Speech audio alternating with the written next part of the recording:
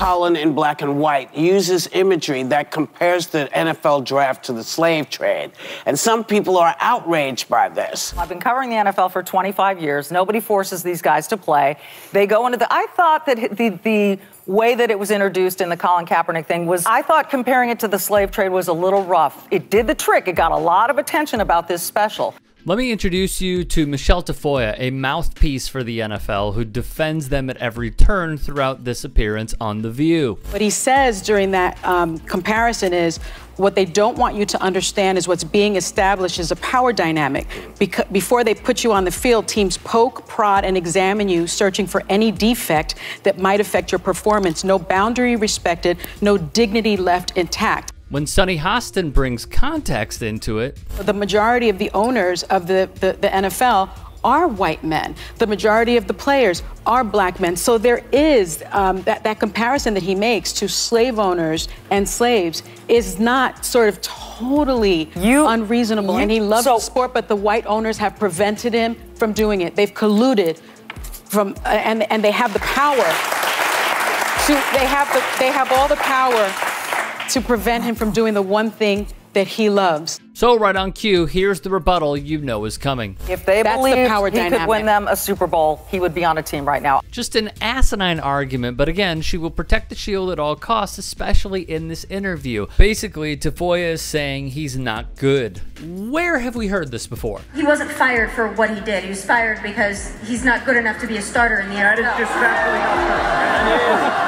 This was their argument. Sports Illustrated wrote in August 2017, let's stop perpetuating the myth that he doesn't care about football or that he isn't good enough to be on a roster. Ryan Fitzpatrick, Thad Lewis, Matt McGloin, Ryan Mallett, and Tom McCown are on NFL rosters. If you think Cap is demonstrably worse than every other NFL quarterback, you're letting your political views cloud your football judgment. He set the record for rushing yards by a quarterback, by the way, in his playoff debut. 181 rushing yards with 2 touchdowns on the ground, not to mention 2 more through the air. Should Colin Kaepernick get an opportunity to play in the NFL? Only if he's good enough. Longtime NFL media member Mike Freeman tweeted, 144 quarterbacks have thrown 200-plus passes in the year they turned 29. 143 of them were on an NFL roster when turning 30. Cap was the only one who was not. The numbers don't lie, Michelle. Colin is good enough. The NFL just blackballed him from the league for political reasons.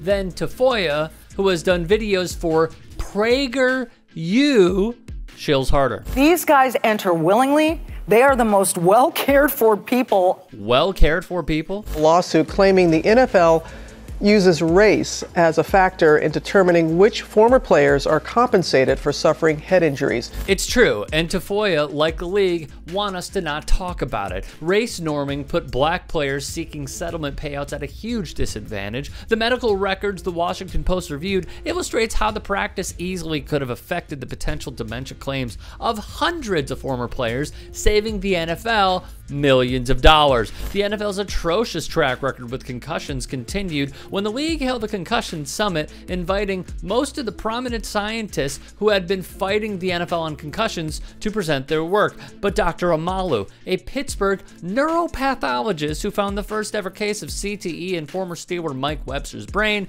was blackballed from the summit. Still, Tafoya, a reporter who is a conservative with libertarian strains, her words, continues down the path of BS. He held an open tryout last year. He held an open tryout, and at the last minute, he moved it 50 miles away. So everyone who showed up for his tryout was like, where's Colin? Just gross, intentionally deceitful stuff.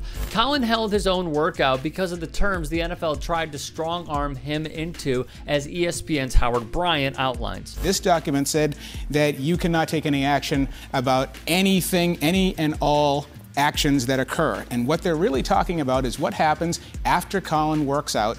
Suppose he sits down with the NFL, with a team, any given team, and that team asks you, if we sign you, do you plan on kneeling? And if you say, and if Colin Kaepernick said, yes, I plan on kneeling, and then suddenly he doesn't get signed, then he has waived his right to take any action as a collusion lawsuit, because right then and there, that question is collusive. I understand the argument that if you want to play in the NFL, if you want to be taken seriously, you've got to be at this job interview.